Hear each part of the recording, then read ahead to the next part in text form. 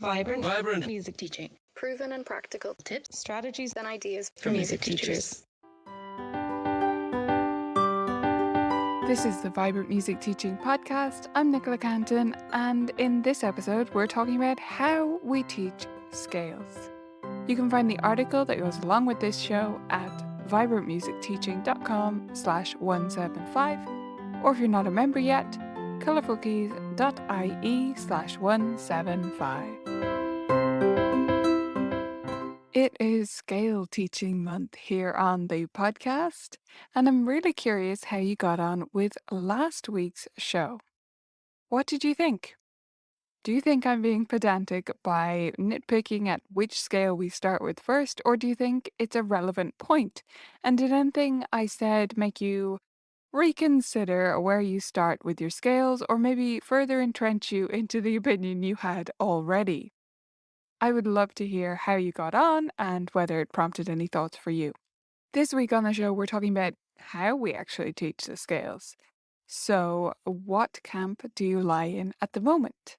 I think there are three major ways that people go about this, maybe two main ones and one sub one. So, we have notation, teaching by rote, and by writing. Like I said, the writing one is kind of a sub option of the notation, but I think maybe some teachers approach it specifically from that standpoint. So those are the three categories we're going to look at. So which camp do you sit in at the moment? How do you teach scales and how did you learn them? And was it different? I think long-term listeners of the show might be tired of me saying this, that something was how I learned it was one way and then I learned about a whole new world, right? I often talk like this, and that is how I feel. I mean, that's the truth. I didn't know anything about improv, and then suddenly I did, and it was amazing. And that came through my teaching rather than through my studies, which I think is a shame.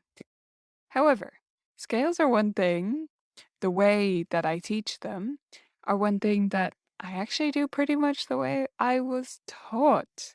So there you go. You've caught me out, or I've caught myself out. I still stick to the way I was taught, but it's not that I haven't explored other options, and I do think it's important for us to do that.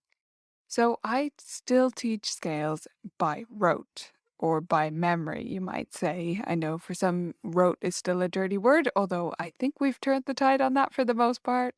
We mean teaching by demonstration and by pattern rather than from notation when we say rote. So for some, it has that connotation, but I think we've mostly moved on.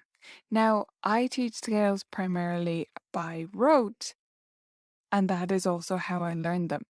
The teacher showed it to me or told me how it went, and then I tried to do it. I think that's basically what happened.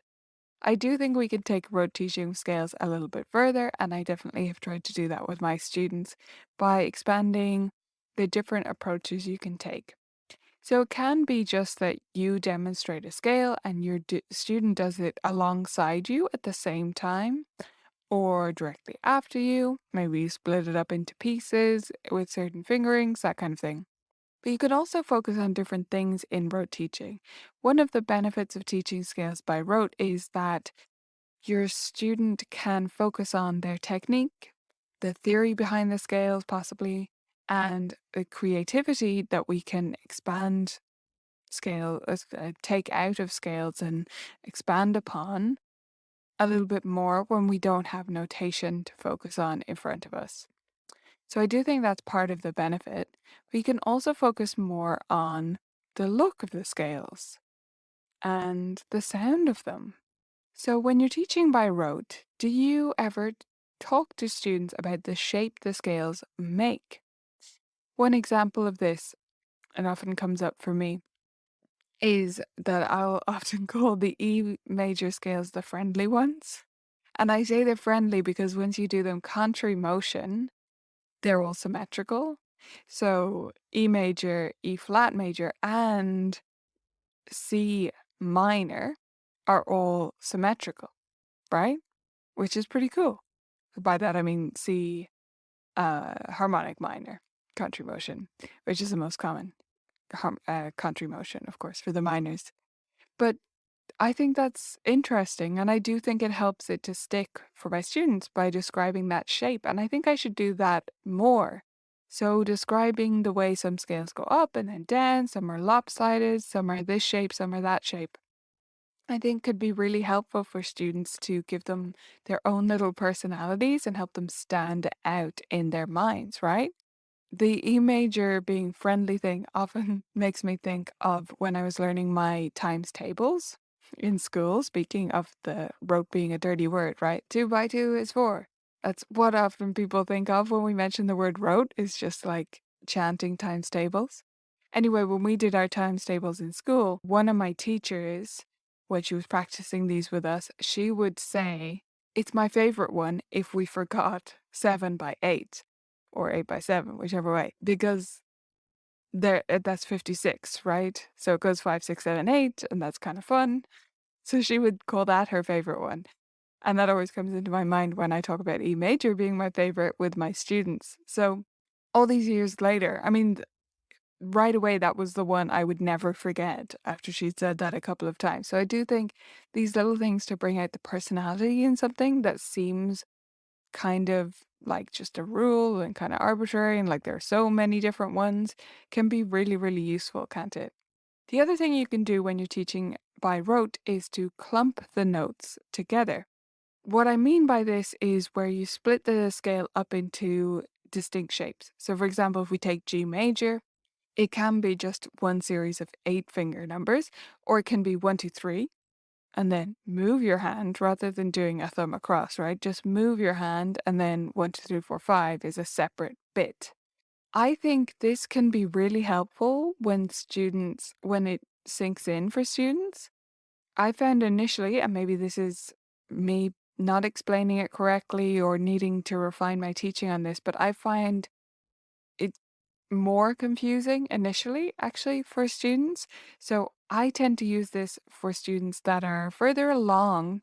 They've got quite a few scales under the belt, and then they're starting to mix up a couple of them. So they've got the general gist of scales, and they've got several of the fingering patterns pretty solid, but they're mixing up this one with that one or things like that. Then I will do this type of practice. And I'll also get them to practice them as clumps or clusters.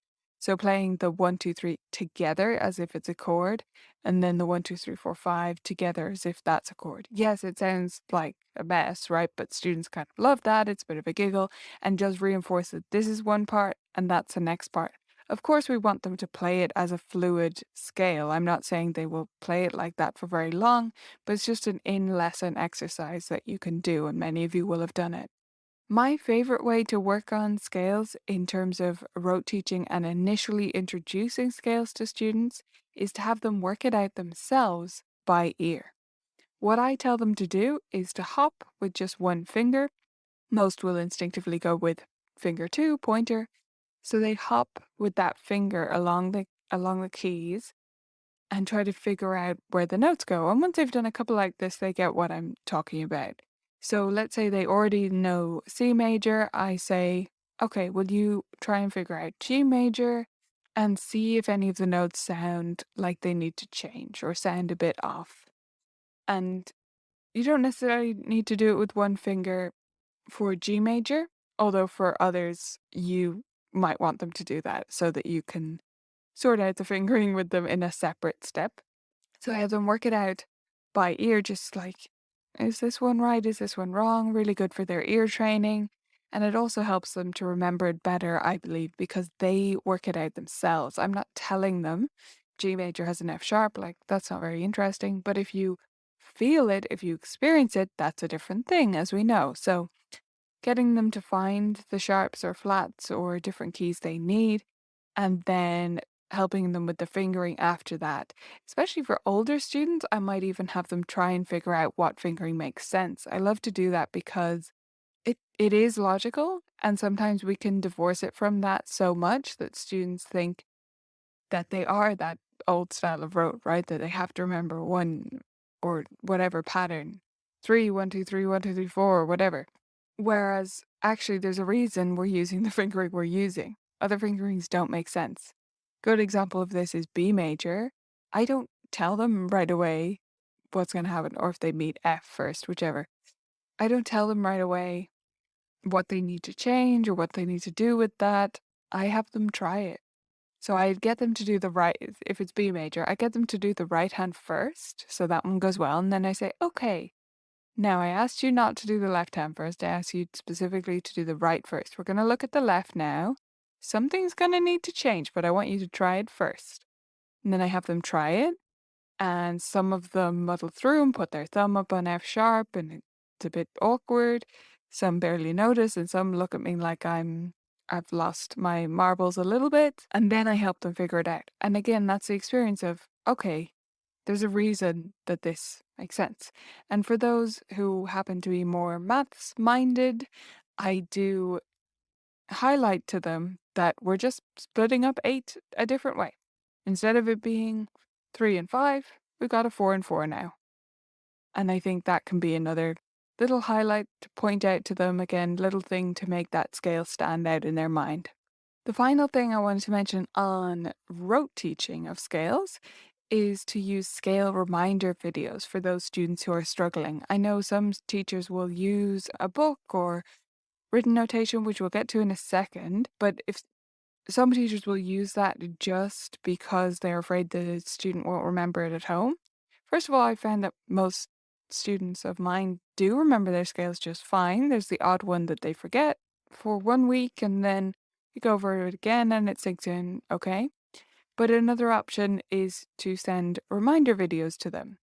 So I do this by just attaching them in Tanara to their assignment, which is the practice app I use. You could just send the link to their parents if you like, to a video which shows the scale. Now, you can tell them to go look it up themselves on YouTube, but they might come across some weird fingerings and things. You can't rely on the quality. So if you happen to agree with all the fingerings I use and things, you can use my scale videos. They're not the fanciest videos I have. My tech setup is actually better these days, but I recorded these quite a while back now. They still work though, and my students still use them, so I'm happy with them. They're on the Colorful Keys YouTube channel. If you search for major scale reminder videos or harmonic minor scale reminder videos, you should find the playlist. You can also find it in the article that goes along with this episode. All right, so I had the most to say about rote teaching of scales because that's what I primarily do. However, there are two other methods we mentioned, and maybe these are your chosen methods. So, one other way to teach scales is to have students write them out themselves. So, this could be in combination with either of the other methods, which is why I kind of called it a sub method. Your student could be learning it by rote, demonstration, or by ear, and then writing it out to help them remember it. Or they could be reading it first and then rewriting it themselves so they have their own copy. For this, either way, I like to use a very simple sheet from VMT for this. It's called the Blank Scales Worksheet. Very simple title. Again, you'll find a link in the accompanying article. But this sheet is just space for a right hand with a treble stave, and then a blank keyboard below that. Space for the left hand with a bass, and then a blank keyboard below that. So they are writing it on the staff with the finger numbers above, below, and then writing the finger numbers on the piano. So I like them to have both as a reference and also to have written both so that they connect the two things up, right? And then finally, you might be teaching piano scales from notation. So this is where I'm a little bit biased, and this is based on my background and how I got on with scales, which I mostly found not easy to learn. I mean, I didn't learn them super quickly, but they were never a major struggle for me. They weren't the most fun thing in the world, and sure, I got some of them muddled up, but for the most part, I learnt them fine. So, again, that's my bias shining through. It happened to suit me to learn them by rote, probably. But you can also learn them from a book. And I didn't get a scale book at all until I was studying for my grade 8 exam, which, if you're not familiar with our kind of exam system, grade 8 is the last level before you get to certificates and diplomas and things. So I was studying for my grade 8, and that's when my teacher said, "Oh, it might be useful to have a book in case you need to check a fingering at home." So I only had the book then, and I only had it as a reference, and that's how I've always used it with my students as well. When we need to look something up, we check the book, we notice how it's done, and then we close the book and put it back. It's very much a reference. It's never something I put up and then read from.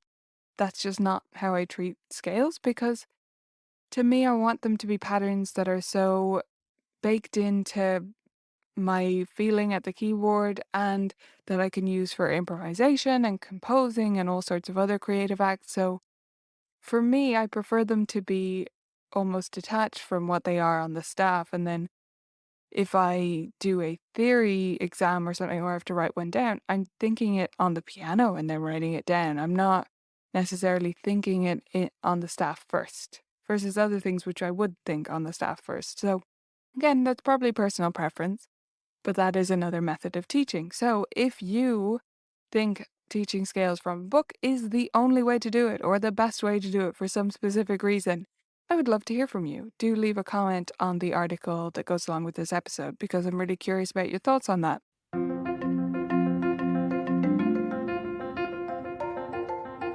Your one thing of the week this week is to just consider how you learnt scales and how you teach them now. If both those things are the same, try something that's outside your normal teaching toolbox and just see how it goes. I hope you enjoyed this exploration of how we teach scales and that it gave you some food for thought. I'd love to hear how you got on with it. Do let me know in the comments, and I'll see you back here next week.